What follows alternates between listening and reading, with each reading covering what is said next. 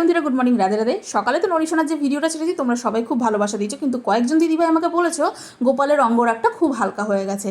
দেখো দিদিভাইরা, আমি হালকা সাজ পছন্দ করি, তাই গোপালের অঙ্গরাগটা হালকা করেই করাতে বলেছি। সকালে টিফিনে বানিয়েছিলাম ঝাল সুজি, যার মধ্যে পেঁয়াজ কুচি, লঙ্কা কুচি, একটু চানাচুর ছড়িয়ে নিয়েছিলাম, আর সোনায় টমেটো সস দিয়ে খেয়ে নিল। এরপর সোনাইকে রেডি করিয়ে স্কুলে নিয়ে চলে গেলাম। সোনাইয়ের আজকে থেকে পরীক্ষা, 8 ঘন্টার মধ্যে পরীক্ষা শেষ হয়ে গেছে। বাড়ি নিয়ে এসে ওকে তাড়াহুড়ো করে খাইয়ে দিচ্ছিলাম, কারণ আমি যাব ব্যাংকে। আজকে 15 দিন ধরে ব্যাংকের চক্কর কাটছি। তো সোনাইকে আজকে সব সবজি একসাথে মেখে ভাতে খাইয়ে দিয়েছি। বাবা চলে এসেছে, উঠে পড়লাম বাবার টোটোতে, কিন্তু কপাল মন্দ থাকলে যা হয়, আজকেও রেলগেট পড়ে গেছে।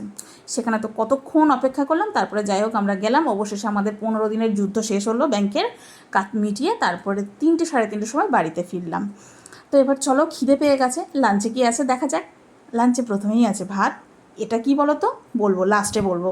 আর এখানে ছিল ডিম টমেটো পেঁয়াজ দিয়ে ঝুড়ো, আর ছিল আলু পটলের তরকারি। একদম সিম্পল লাঞ্চ।